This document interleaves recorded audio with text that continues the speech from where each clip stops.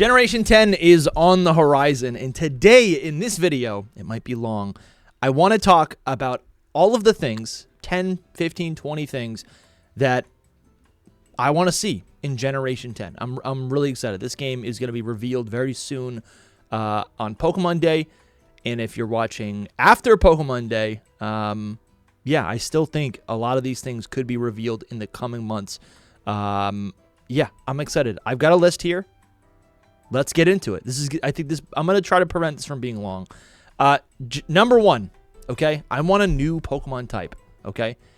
And the reason isn't just because, oh, this is a good talking point, right?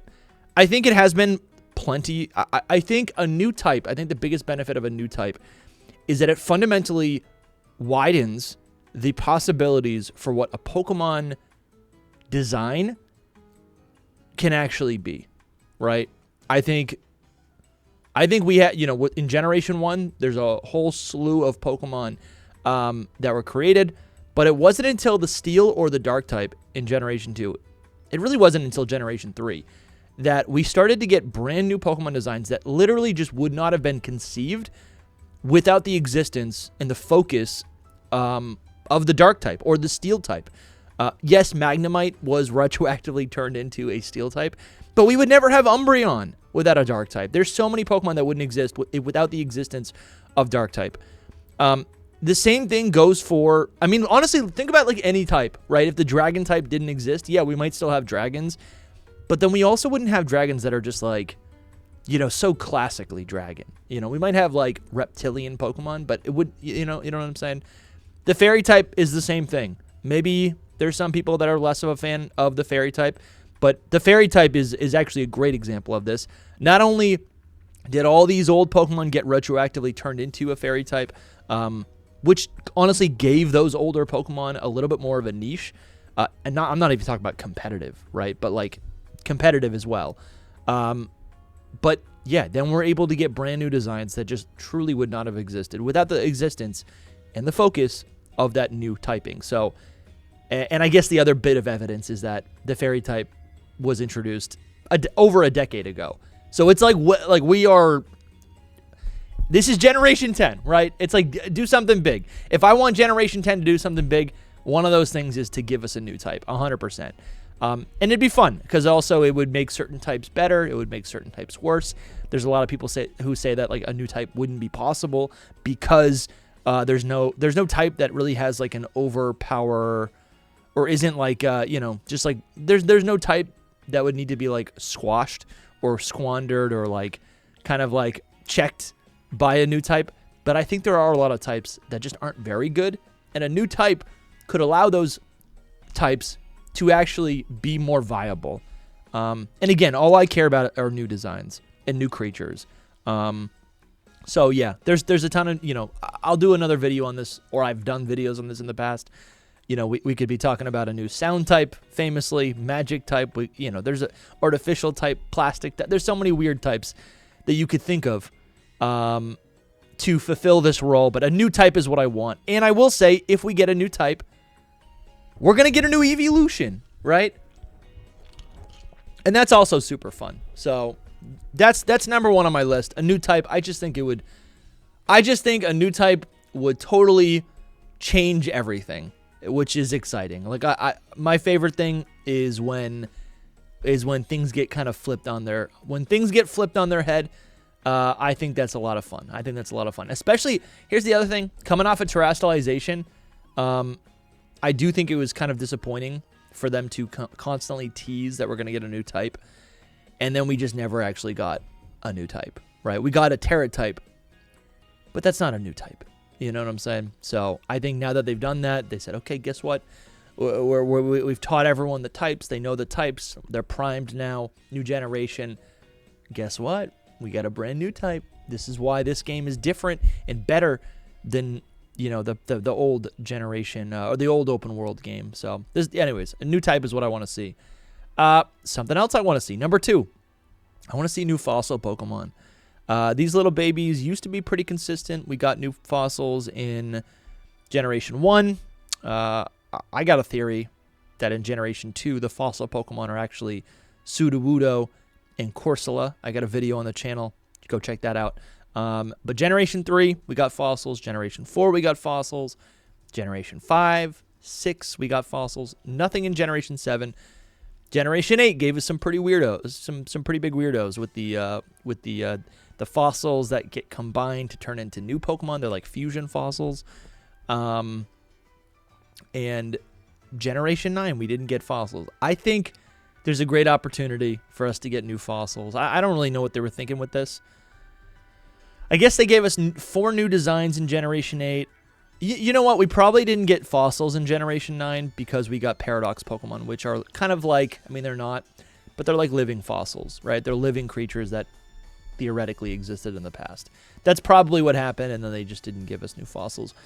I think we could see some new fossils. I think there's, we get like 2 new evolutionary lines every generation, but they could go crazy. Like we could get 4 new, right? And they all evolve. Like they could do some really fun stuff. I think fossil Pokemon are interesting.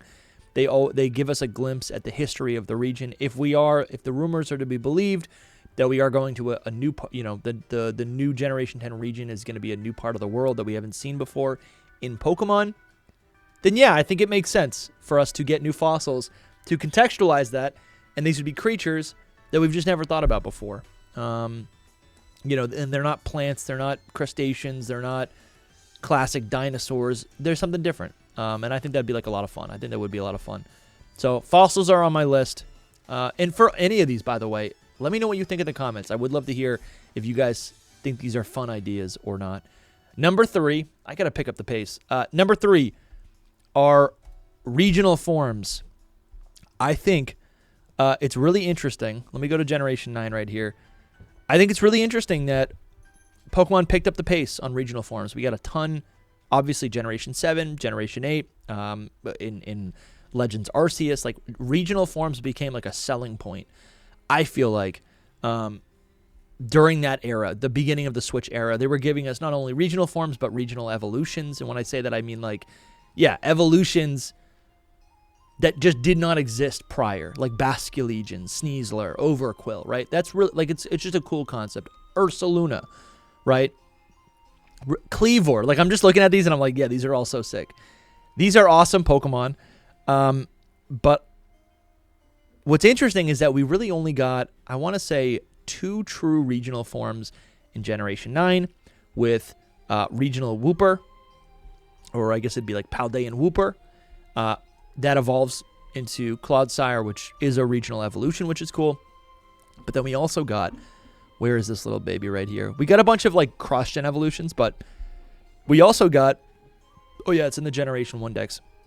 We got 3 forms of Paldean Tauros, which all kind of, in my mind, look the same. Like, in terms of like putting in resources, Game Freak putting in resources to create a design, those designs for Tauros probably came out of like one session or one concept that was worked on by probably a while, right? It's like you make the Tauros, and then they were probably thinking like, oh, maybe it uses a water type move because it's a bull, it can swim. Maybe it's got its horns turn blue when it uses a water move, but it could use a fire type move and its horns turn red. And they were like, what if we turn those into 2 different things? And also like they have different types. Like the designs are too similar. And what I'm trying to say here is, I feel like we didn't get any. What I'm trying to say is we didn't get any regional forms in Generation 9 at all, because there's also no regional forms in Kalos, right? We didn't get any regional forms in ZA. And to me, what this is starting to feel like, I think, is that they're holding the magic in the bottle, and they're trying to make us miss regional forms, right? They gave us a little bit. They really promoted Wooper, but they're trying to let us. They want us to yearn for these regional forms a little bit. And I think what we're going to see in Generation 10 is they're going to take their hand off the cap, off the bottle, and they're going to unleash all of these regional forms. Again, no spoilers, but the location that Generation 10 is supposed to be in is going to be incredibly biodiverse. If it's, looking at where it's based on in the world, this new Generation 10 map, the playable location is also kind of rumored to be, it's looking like it's going to be kind of an amalgamation of a lot of different countries, islands, and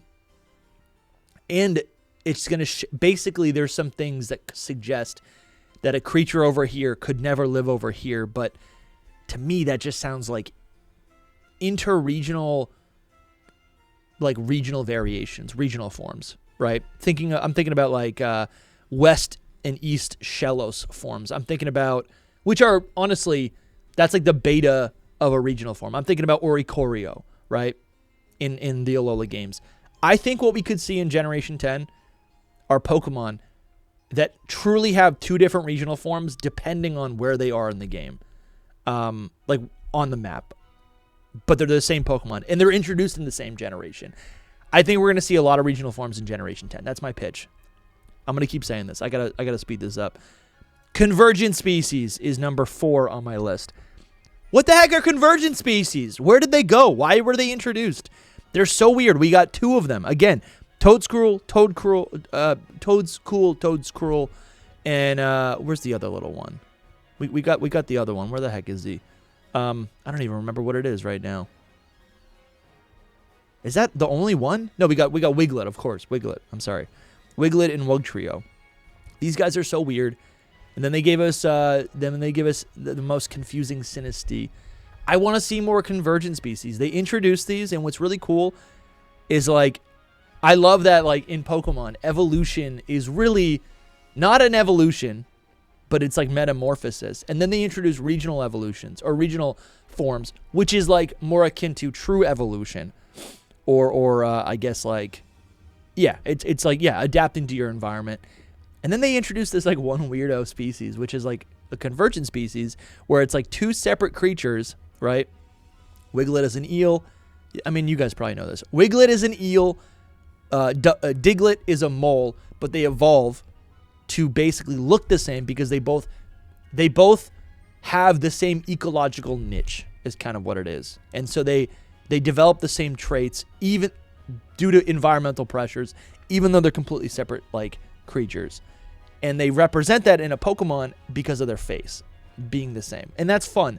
That's just super fun. I would love to see more of these. And I think for the same reasons why I think we're going to get some more regional forms, I think we're also going to get some more convergent species. I think we're going to see 2 separate Pokemon introduced in Generation 10 that had the same face, but they're completely different. And that's going to be part of the story, convergent species. They're going to end up being like a hint at what's in Generation 10. I think that's super fun.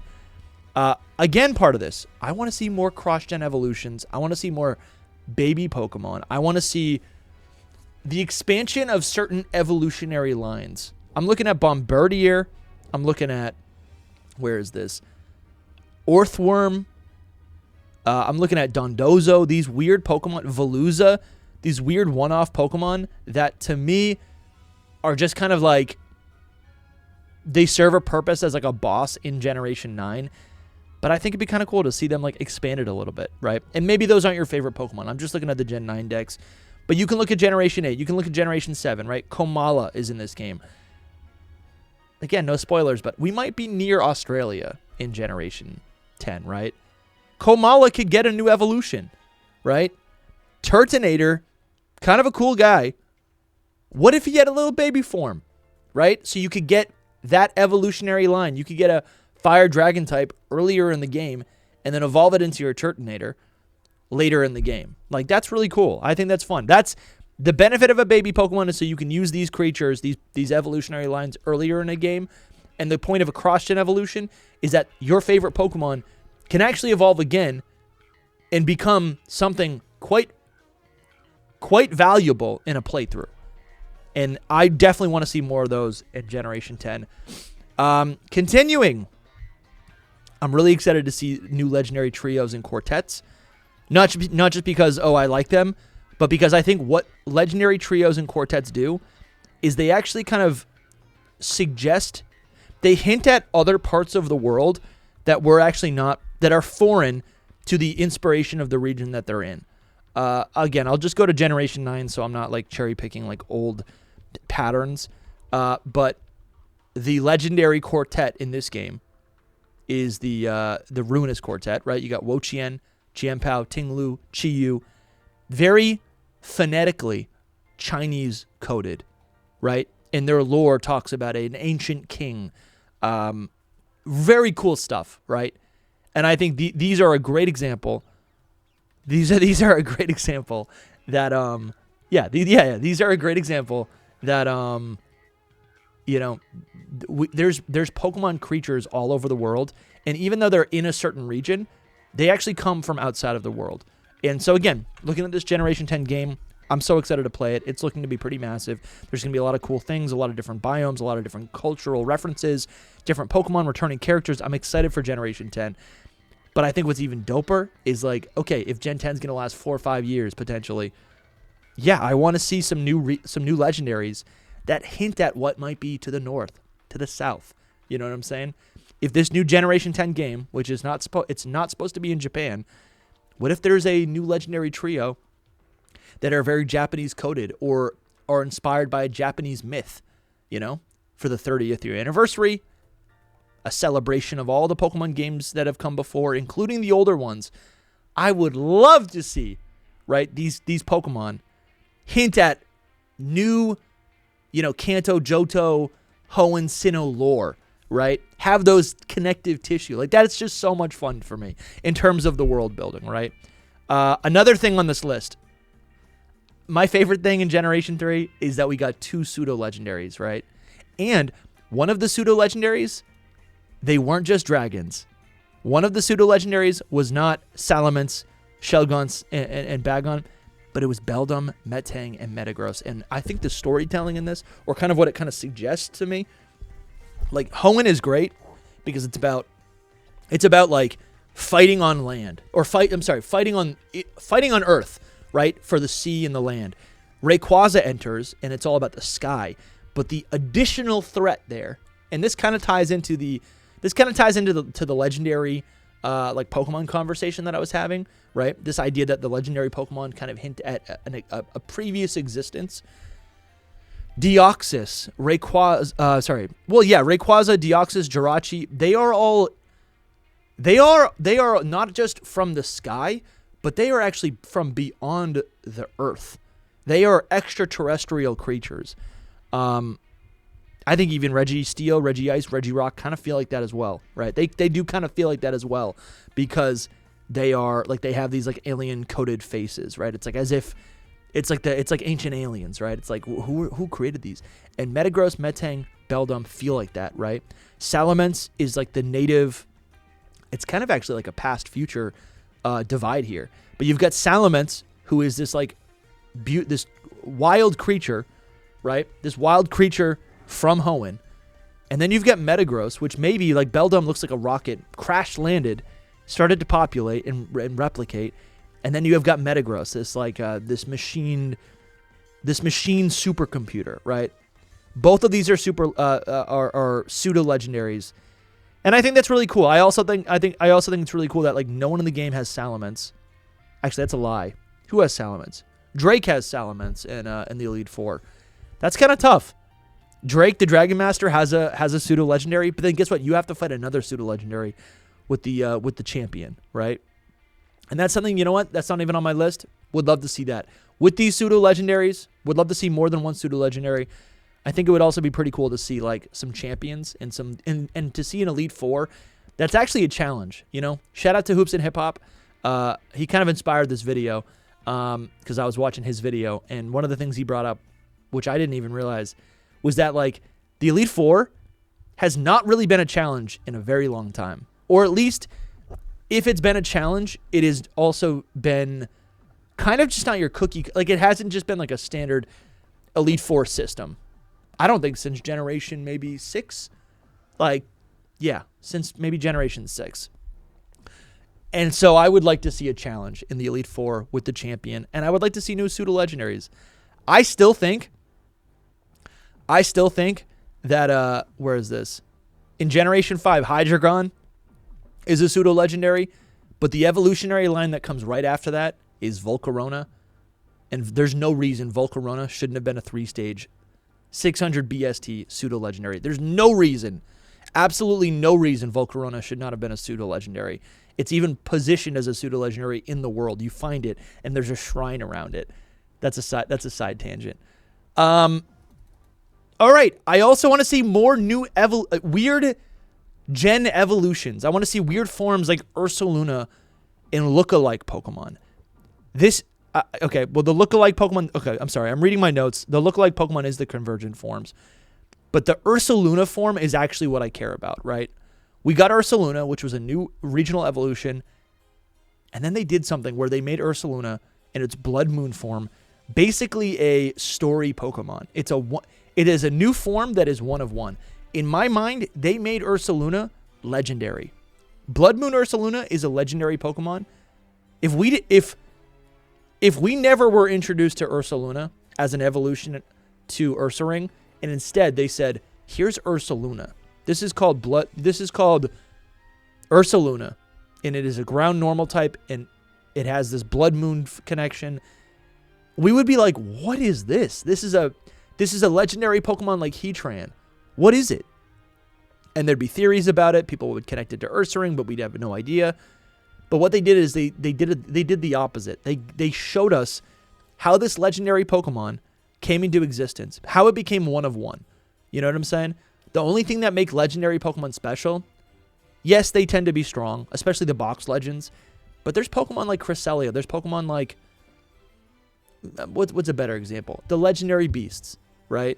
Of Johto. Theoretically, those kind of came to be from, because of the... Because they came to be because of Ho-Oh and their passing in the Burned Tower. Apparently, the theory goes is that they were originally the Eevee evolutions. And you also have Pokemon like, where is it? Calyrex. No, I'm sorry, not Calyrex. Spectrier and Glastrier.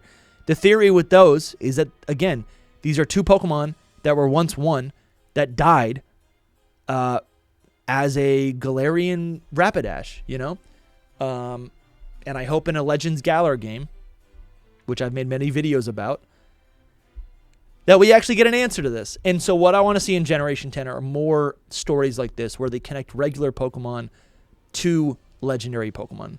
Because I don't think legendary Pokemon should be mysteries. They should be things of legends, but they're still biological creatures, and I want to learn more about them. I want to see more of this. You know what? That's number 8. I'm starting to think I might need to turn this into 2 different videos because we're at 22 minutes and I'm only halfway through my list.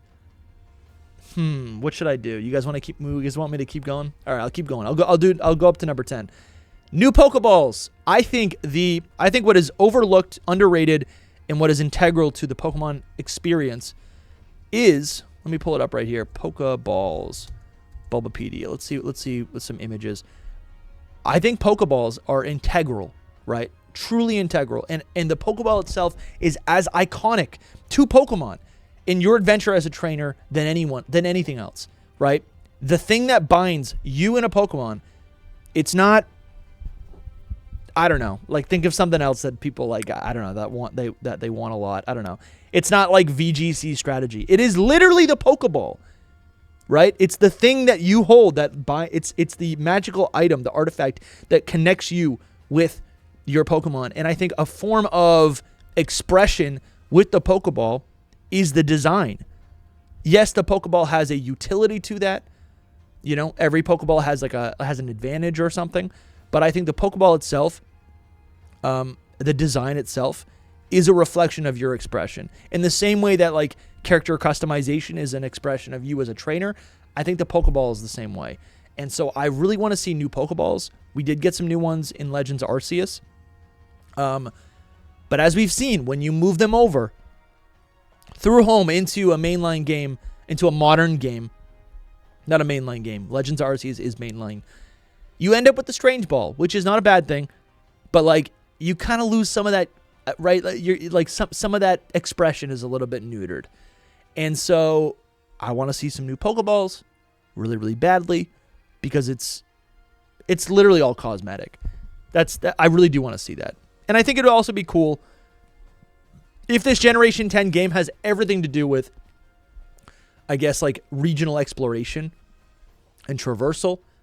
I think a Pokeball is part of that as well, right? You use your Pokemon to Okay, and this will be number 10 as well, right? Number 10 is I want to see Pokemon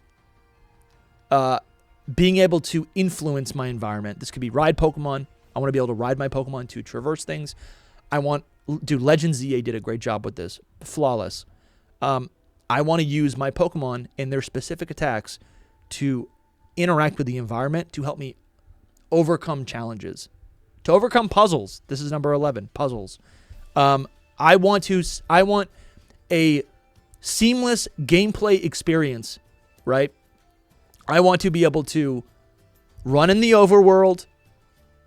I'm chilling, I'm surfing. I want to see a Pokemon. I want to be able to use whatever Pokeball I want in my own Pokemon, right? To weaken it, to battle it. Maybe I want to no-scope it. Maybe I want a 360 no-scope it with a dive ball or a new volcano ball or something, right? I want to do that however I want to do that. I capture the Pokemon. Now it's on my team. I look at its moves. Great. This is going to help me solve a problem. Now my Pokemon could surf. This Pokemon can dive. Great. I just captured it. Now I can use that Pokemon with its abilities. I can dive underwater. And now I'm finding new treasures, right? Now there's something I need to break. Maybe I'm back up on land and there's a sheet of ice. Guess what? A specific Pokemon that I invested in. Something that I invested in as a trainer through my adventure, right? Because this is an RPG. My choices led me to this point where my Pokemon has a specific move that can break this sheet of ice, which allows me, again, to now unlock a treasure or to get something, a map that leads me to a legendary Pokemon, right? I want this fluid gameplay mechanic. I want puzzles to solve. I honestly am. I think a lot of Pokemon fans look towards the Zelda series as a lesson. That's like almost, it becomes like the benchmark, right? I think the old school Legend of Zelda games are so much fun, but I think we can even look towards the newer ones. Pokemon games used to have puzzles, and it feels like they don't have puzzles anymore. It feels like Generation 9 is like the worst iteration. Like Paldea is the worst iteration of an open world game. It's great that there's Pokemon in the overworld. That is magic, but that is bare bones. We want puzzles. We want traversal. We want challenges. We want to be able to use our Pokemon. It's like if there's nothing to do with the Pokemon, then there's no point in catching the Pokemon. And number 12, I'm ripping through the list now, is that I want to be able to... I want battles to be fun again. I don't think Pokemon battling was fun in Scarlet and Violet. I've had a lot of fun in Legends EA. And this isn't, we can do another video about this. I've done videos about this. This isn't like a tirade. This isn't like a... I don't think turn-based battles are bad, but I think Pokemon turn-based battles in 2026 are not fun. That's all. They're just not fun. I don't think they're fun. They are fun when you're doing VGC. They're fun when you're doing competitive battling, because the whole point of what you're doing is to overthink all your different moves. But against an NPC, against the AI of an NPC, it's not fun. It's a grind fest. It's slow. The animations are slow. And everything I said about that fluid gameplay experience, capturing a Pokemon, making the choice to raise it up, right? Nicknaming it, having it be my partner. It's following me. Now I'm riding it. Now we're breaking rocks and destroying the environment. We're overcoming obstacles. We're climbing, we're flying, right? I want my Pokemon to give me power, right? Just like in Generation 1. I want my Pokemon to give me strength in this Pokemon world. And part of that is also, I need a fluid battle system. And I think some sort of hybrid system is what I'm expecting in Generation 10. Some sort of hybrid system where the turn-based battles are separate from what's going to be on Pokemon Champions, because there's an action element. But also because... I guess not also because, but what I also want is that the raid systems are actual raid systems. Like, I want the raid systems in Generation 10, whatever those might be, fighting these natural golems, these weather golems. Again, looking at The Legend of Zelda, right? Like, what are Breath of the Wild's bosses? Like, let me look this up right now. Yeah, here we go. These like rock creatures I think are so cool. Where is it? Yeah, these the stone talus. This is like what I imagine in Generation 10, or this guy right here. These the giant like trolls with the one eye. Like, This is what I imagine. What are they called? The Linuses or the Lionels? That's what I imagine in Generation 10, where it's like these wild creatures, these Pokemon come alive. Think about a Snorlax. Think about the Salamence. Like all these Pokemon we're talking about. Honestly, thinking about alpha Pokemon. That's what this should be. These Pokemon should be like that. That is the full use of an alpha, where a Pokemon appears, it is towering, it's trying to attack you, it's a mini boss. There's a reward for you to beat it, other than just experience. Honestly, that sounds like so much fun. When you beat a Pokemon, you don't just get experience, you pick up some items, you pick up some, you just pick up a ton of things. Berries, like whatever. You get money. I want this gameplay loop to be like truly fluid, and rewarding. Listen, that was 12 things. I know I said 20 things, but we're at 30 minutes. Let me know if you want to see part 2. There's a bunch of other. You know what? I'll read off the rest of these things, and if you guys want to know part 2, I'll do another one. But okay, Pokemon factions. I want to see Pokemon factions. Trainer classes. That's how you do it, right? This is an RPG. I want to be a fisherman. I want to be a bug catcher. We have all these trainer classes. Make factions tied to these things, right? I want to play through a Pokemon game and have the choice to role play. Pokemon is not allowing me to role play anymore. I want to do that, and that should give me certain advantages in the game. It doesn't need to be tied to battle. Actually, it can be tied to battle. Those trainer classes can be tied to battle and could give you battle advantages, because like Generation 10 is not going to be the competitive format. It's going to be champions, so that could happen. Part of that is side quests. The factions is also part of that, because that's all storylines. I also want to see returning characters. I think that makes the world feel big.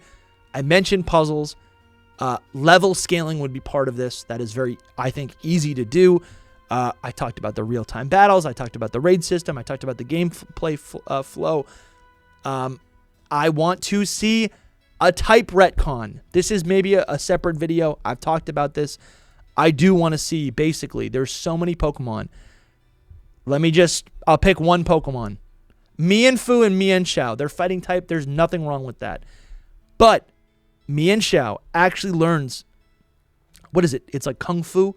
And there's like Mienshao could get a dragon type. It doesn't need one, but it could get one. A Selgor is a normal bug type. That's fine. But it could get a ghost type. And I'm not saying every Pokemon needs a new type, but I think there are plenty of Pokemon here that would be more interesting, or, yeah, just more interesting and maybe more appropriate if they got a slight tweak to their typings. This is Generation 10. It's a new generation, new anniversary, the 30th anniversary. If they're gonna do a big switch up, they could introduce, going back to my number one item, they could give us a new type, and then they could also just kind of reshuffle some old types, right? They could do that. They've done it before. Haxorus, right, could get a steel type. Kling Klang could get an electric type.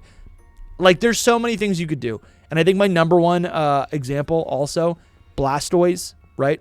Blastoise is a water type, but it has metal cannons sticking out of its back. It has a hard exterior. Give it a steel type. There's no reason it shouldn't have a steel type. I want to say, oh yeah, and you can also do that with your stats. You can, like, all Pokemon could also get their stats shuffled. In Generation 6 and 7, stats were reshuffled. Pokemon got boosts to their stats, like Clefable, Ninetales, etc., just to fight against the power creep that had been going on up to Generation 5. And new Pokemon being introduced. Older Pokemon became irrelevant. It's Generation 10 now. Like, come on. Like, I would love to see old Pokemon get a little bit of a boost. Couple stat points here and there. And the last thing is I want to see true blue post-game content that is tied to characters, that is tied to new locations. I don't want all of the post-game content to be in DLC. I think there is room for us to get a Pokemon game that has like fun gameplay in post-game, just like Generations 1, 2, 3, 4, 5, and it stopped after 6. I truly have like 20 more things. But you guys don't want to hear about Pokemon contests. Let me know what you think down in the comments. Thank you for watching. Subscribe. This is the second channel, by the way. Go sub to the main channel. Appreciate you guys. Thank you. I'm so excited for Generation 10. Subscribe for more Pokemon opinions and theories.